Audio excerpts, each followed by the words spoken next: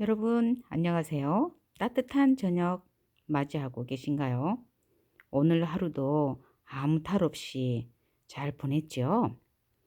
제가 저녁에 바깥에 학원 문을 닫기 위해서 이렇게 내려가는데 문 앞에 뭔가 턱 걸리는 겁니다. 그래서 이게 뭐지? 보니까 책인 거예요. 내가 주문한 적이 없는데 내가 언제 나도 모르게 잠결에 책을 주문했나? 이상하다. 그리고 와서 이렇게 책을 열어보니까 어머 세상에 웬일이에요. 제가 한겨레 교육문화센터에서 인문적 사유와 글쓰기라는 강좌를 제가 수강한 적이 있었는데 그때 지도해 주셨던 문화비평가 박민영 선생님이 책을 보내신 겁니다. 제가 최근에 지난 11월 22일 날 발행을 하고 26일 날 처음으로 책을 제가 받아봤는데요. 저의 책 이야기를 담은 치유시집 상처와 무늬를 제가 지난주에 우편으로 보내드렸거든요. 그런데 이제 선생님도 그간에 이제 책을 내신 겁니다. 오랫동안 이렇게 소통할 기회가 잘 없었는데 선생님도 부지런히 또 이렇게 책을 내셔서 맛교환하게 됐네요. 맛교환. 선생님 책 빨리 보고 싶습니다. 잠시만 기다려 보세요. 포장도 꼼꼼하게 잘했네요. 안에 또 이렇게 서류 봉투 안에 담아서 테이프로 잘 봉해놨습니다. 이 안에 제가 어떤 책이 들었는지 열어봐야 될 것 같아요. 책이 한 권인가? 두 권인가? 한 권일 것 같은데요. 뭐에 대해서 썼다고 하더라? 혐오에 대해서, 혐오에 대한 책을 최근에 냈다고 했거든요. 제가 이 책 잘 열어보고 여러분에게도 책 제목이랑 또 목차가 어떠한지 잠깐 이렇게 살펴보도록 하겠습니다. 바로 이 책입니다. 어머, 책 너무 재밌다.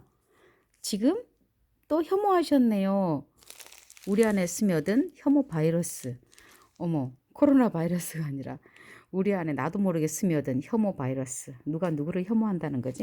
무엇을 혐오한다는 거지? 와, 2020년 우수 출판 콘텐츠 선정작이라고 하네요. 워낙 유명한 분이시니까 아이고 제가 이분께 공부를 했다는 것만으로도 저는 영광입니다. 우리 안에 스며든 혐오 바이러스. 지금 또 혐오하셨네요. 박민영. 출판사가 어디지? 출판사가 어디게?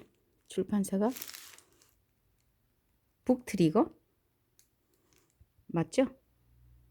북트리거입니다. 북트리거. 출판사에서 책이 나왔고요. 가격은 내 책보다 비싸네. 내 책이 15,000원인데 이 책은 16,500원이에요. 바코드 너무 예쁘게 넣었다. 이것도 디자인이네요. 방금 혐오당하셨습니다. 대놓고 혐오하는 혐오 과잉시대. 혐오는 어떻게 우리의 일상이 되었나? 라는 질문을 던지고 있네요. 공짜 밥을 먹는 급식충이니까. 급식충이에요? 층이에요? 급식충이다. 맞나? 맞네요. 급식충이래요. 충. 사회에 무관심한 정치 무식자니까. 자기 아이만 아는 맘충이니까. 충이가 다 붙는다. 벌레가 붙어요. 어머, 공짜밥 좋아하는 사람을 급식충이라고 하나 보네요. 청년들에게 부담 주는 연금충이라서 혐오당해 마땅하다고들 이야기한다. 과연 이러한 범죄에서 피해 나갈 수 있는 사람이 몇이나 될까? 차별과 배제가 일상이 된 혐오 과잉 시대에 인문학자 박민영이 던지는 날카로운 메시지. 워낙 이분은 군더더기가 없어요. 제가 이분의 글을 좋아하는 이유도 군더더기 없습니다. 깔끔해요. 할 말만 하시는 거죠. 김난주 선생님께 늘 건필하시길. 사인도 간단하네요. 늘 건필하시길. 최고죠. 작가에게 건필하라는 말만큼 좋은 게 어딨나요. 네, 나흘 전에 보내네요. 오늘이 12월 15일이니까. 박민영 인문학자입니다. 문화평론가이고요. 대학에서 문학운동을 했으며 졸업 후에는 인문서적을 내는 출판사에서 편집장을 했다. 전업 작가가 된 후에는 경향신문, 인물과 사상, 교육과 사색, 고교 독서 평설 등의 사회 이슈, 인문 교양에 관한 글을 주로 썼다. 중고교 교과서와 참고서에 다수의 글이 실렸다. 중고등학교 교과서에도 글이 실렸나 봐요. 참고서에. 왜 난 몰랐지?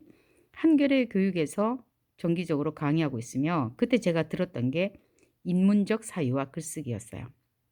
그리고 태안에도 오셔서 몇 번의 강의를 하셨죠. 우리 집에서 하룻밤 묵으시고 글쓰기와 독서 토론 프로그램을 운영하는 독립지성인 세미나 독세나 대표로 있다 그랬어요. 독서 토론 세미나를 운영하고 계세요. 전국적으로. 저서로 글을 쓰면 자신을 발견하게 됩니다. 반기업 인문학, 이 정도 개념은 알아야 사회를 논하지. 그러니까 이게 사회라고요. 학교는 민주주의를 가르치지 않는다. 낭만의 소멸, 인문 내공, 이즘, 즐거움의 가치사전, 책 읽는 책. 저는 이번에 책을 거의 다 샀거든요. 근데 보니까 없는 책이 있네요. 글을 쓰면 자신을 발견하게 됩니다. 이 책 없어요. 반기업 인문학 없어요. 이 정도 개념은 알아야 사회를 논하지. 이것도 없어요. 그 나머지는 다 있습니다. 그리고 이 책 신간인데 지금 또 혐오하셨네요. 이 책까지 받았으니까 선생님의 팬 맞죠? 네, 지금 또 혐오하셨네요. 어이구, 목차 한번 볼까요?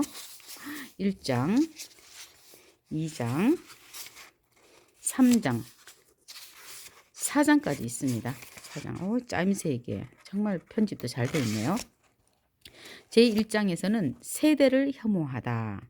세대를 혐오하다. 제2장에서는 이웃을 혐오하다. 이웃을 혐오하다. 차례차례 볼까? 아니다. 제3장에서는 타자를 혐오하다. 4장에서는 이념을 혐오하다라고 되어 있습니다. 그러니까 나로부터 점점 더 이제 확산이 되어지네요. 제일 첫 번째 세대에 대한 혐오입니다. 청소년 혐오, 20대 혐오, 주부 혐오, 노인 혐오. 세대별로 이렇게 혐오하는 까닭이 뭘까요? 혐오하는 이유에 대해서 쭉 이렇게 적어놨습니다. 꼭지마다 어떤 내용일지 궁금하네요. 2장에서 이웃을 혐오하다. 그 이웃 중에는 첫 번째가 여성 혐오입니다. 장애인 혐오, 동성애자 혐오, 세월호 혐오. 박민영 우리 인문학자이자 문화평론가, 저는 문화비평가라고 소개를 많이 하는데 그분의 눈, 그분의 거울을 통해서 바라본 세상은, 그분의 창을 통해서 바라보는 세계는, 또 그분의 날카로운 눈은 어떤 걸까 궁금해집니다. 타자를 혐오하다에서는요, 이주 노동자 혐오, 조선족 혐오, 난민 혐오, 탈북민 혐오가 있습니다. 우리와 가까이 생활하고 있는 분들이죠. 이분들. 예전에는 좀 멀리 있다라고 생각을 했지만 그렇지 않아요.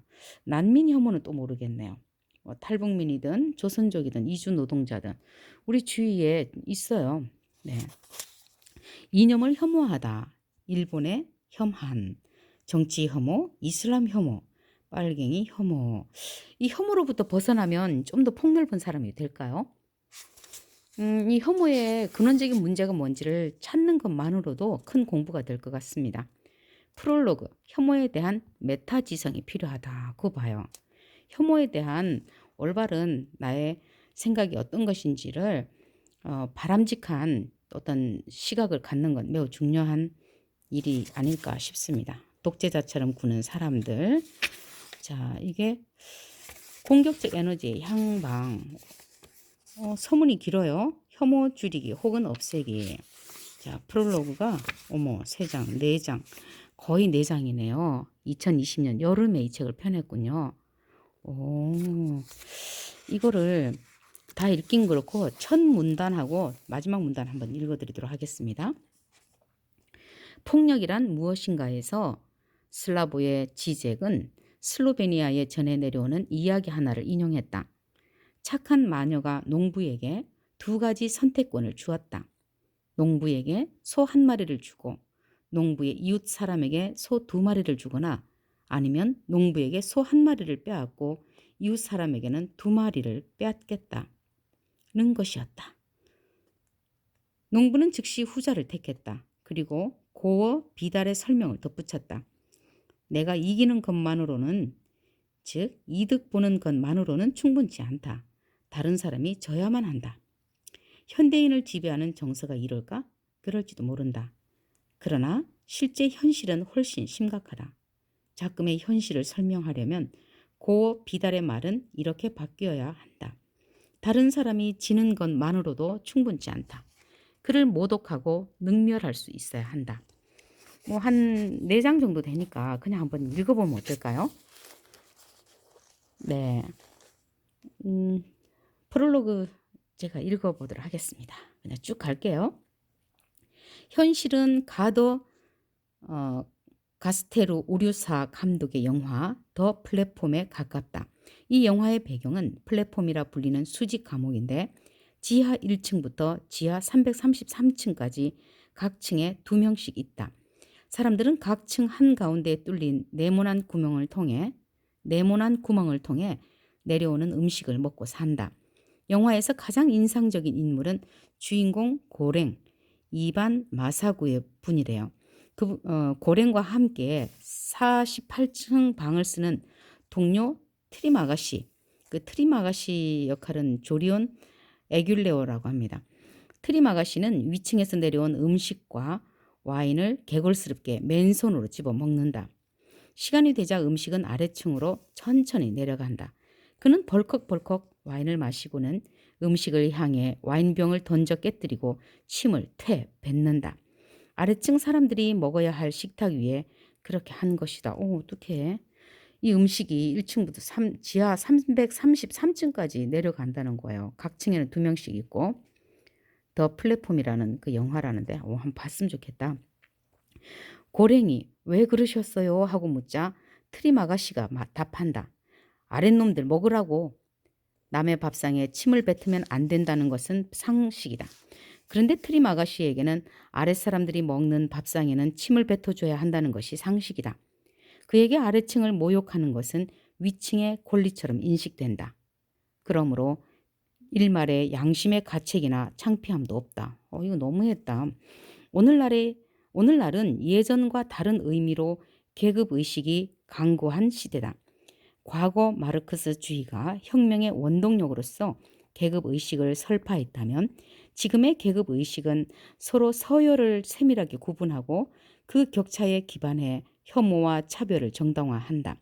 말하자면 반동적 계급의식이 창궐하는 시대다. 반동적 계급의식이 창궐하는 시대다. 이 시대를 꿰뚫고 있네요. 반동적 계급의식이 창궐하는 시대라고. 대중의 정서에도 시대적 흐름이라는 게 있다. 불행하게도 오늘날 대중의 정서는 다분히 파시즘적이다. 늘 파시즘적이라는 것은 아니지만 언제라도 파시즘적으로 돌변할 채비를 갖추고 있다. 그것은 기회만 되면 혐오 범죄, 악플, 혐오 콘텐츠, 인종주의적 정치 선동, 약자에 대한 학대, 사이버 불링, 갑질, 데이트 폭력, 성착취, 묻지마 폭행 살인 등으로 제 모습을 드러낸다. 혐오 정서는 거대한 스펀지 같다. 모든 이슈를 빨아들인다.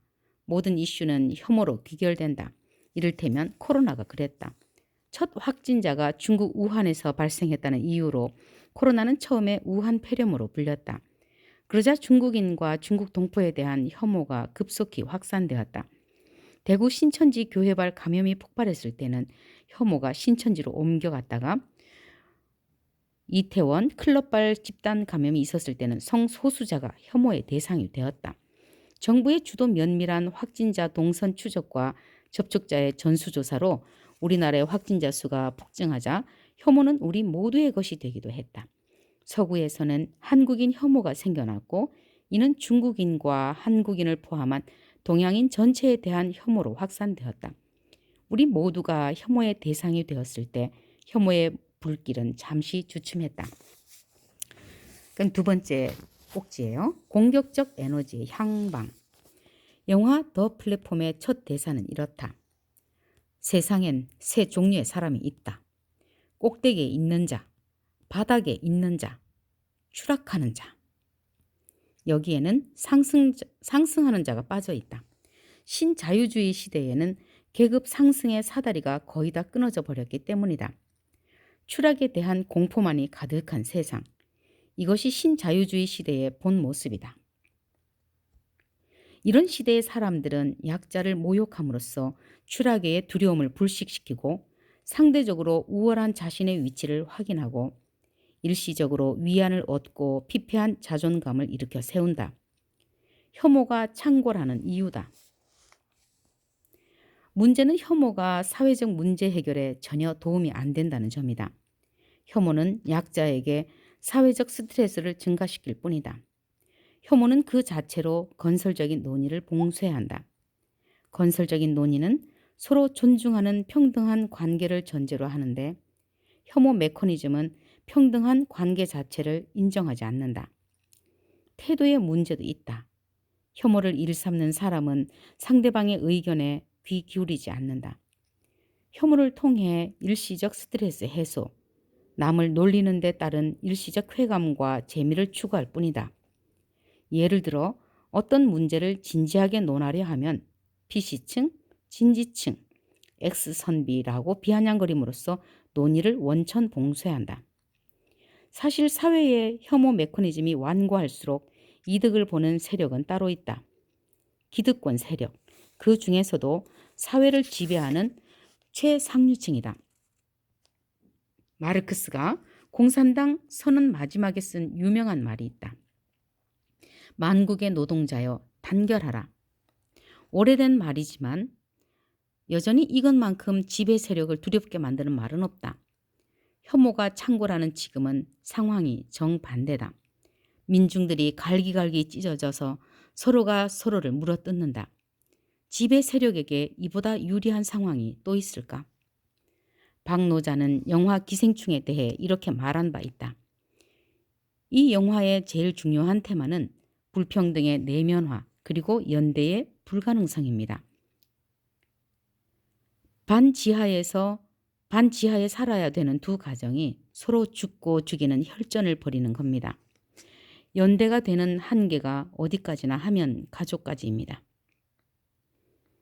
연대가 되는 한계가 어디까지냐 하면 가족까지입니다. 통치의 기본은 분할 통치다.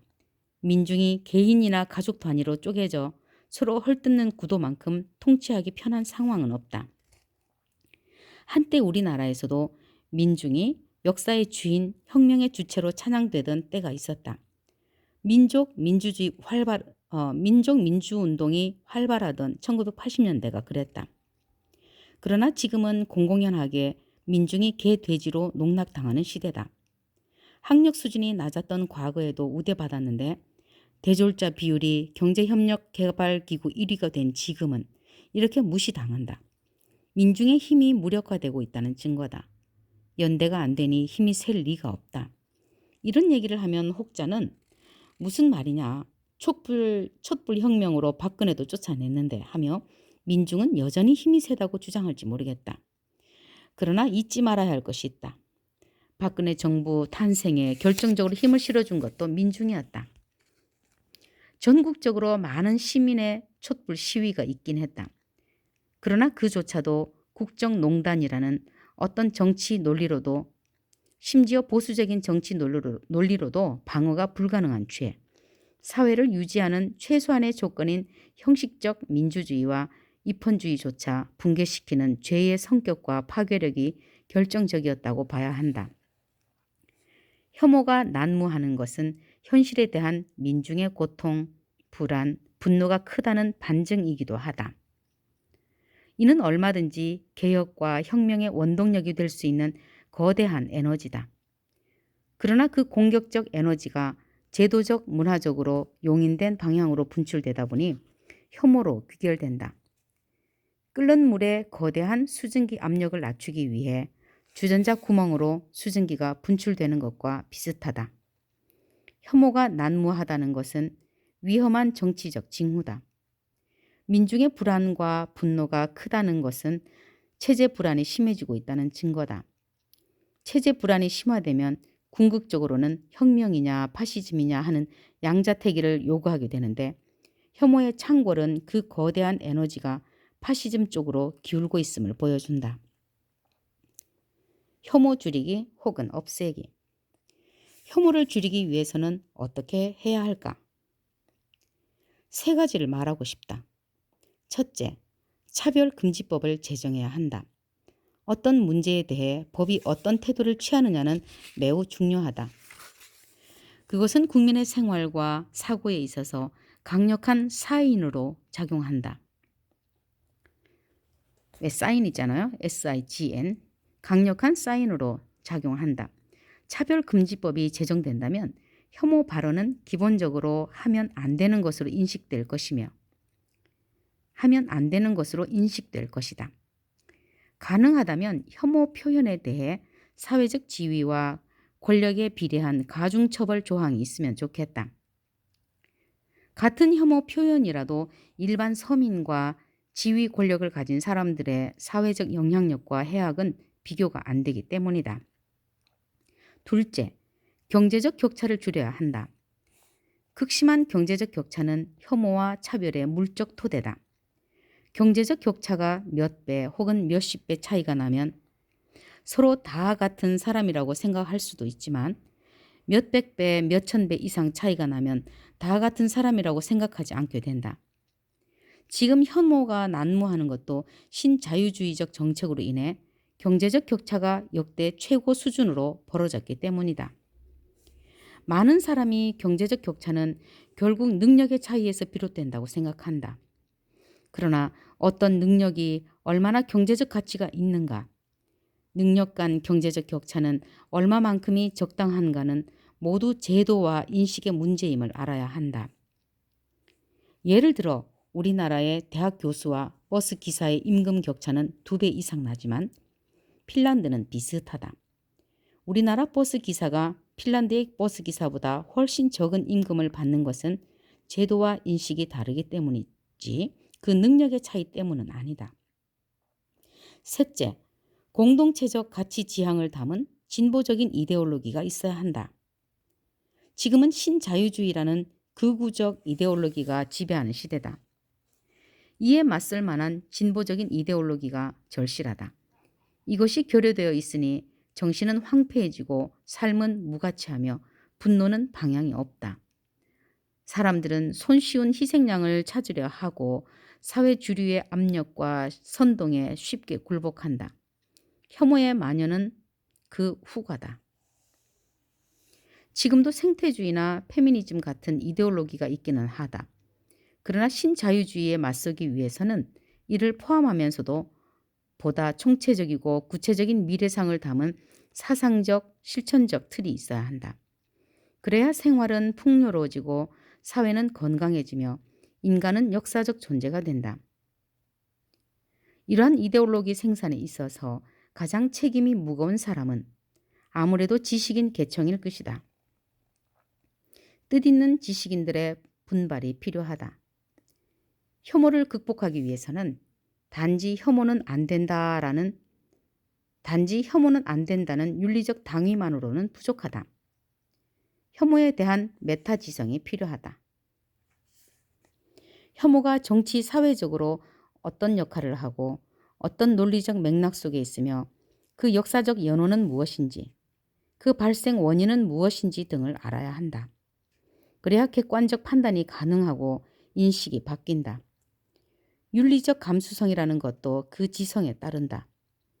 현재 우리 사회에서 일어나고 있는 거의 모든 혐오를 다루고 있는 이 책은 그 객관적 판단과 인식의 변화를 돕기 위해 쓰였다.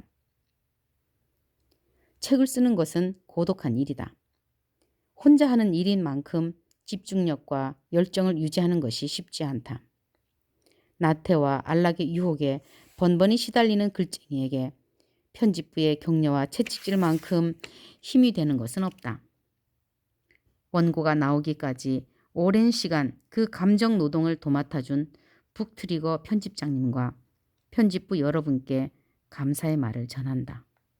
2020년 여름. 바로 이렇습니다. 우리 박민영 선생님의 글은 정말 죽비가다, 죽비.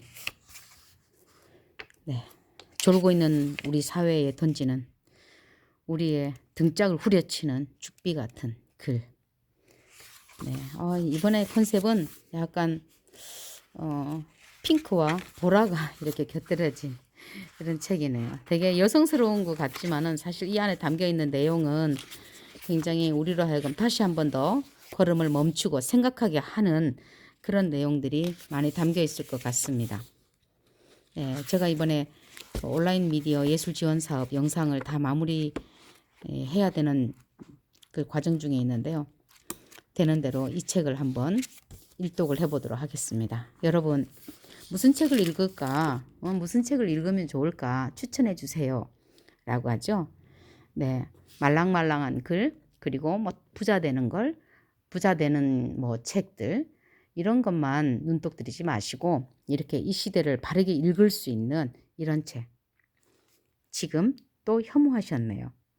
올바른 시각을 갖게 하고, 또 이 사회 속에 온전하게 바른 생각을 갖고 존립할 수 있는 그러한 생각을 살찌우는 이런 책. 지금 또 혐오하셨네요. 북트리그에서 나온 박민영 작가의 책을 추천합니다. 우수출판 콘텐츠 선정작이라고 하니까 더 믿을만 하네요. 네, 페이지 수는 몇 쪽까지야? 366, 367, 367, 네, 367, 368쪽이네요. 네, 368쪽. 가격은 16,500원입니다. 네, 10% 할인하면 한 15,000원대에서 책을 살 수 있을 것 같아요.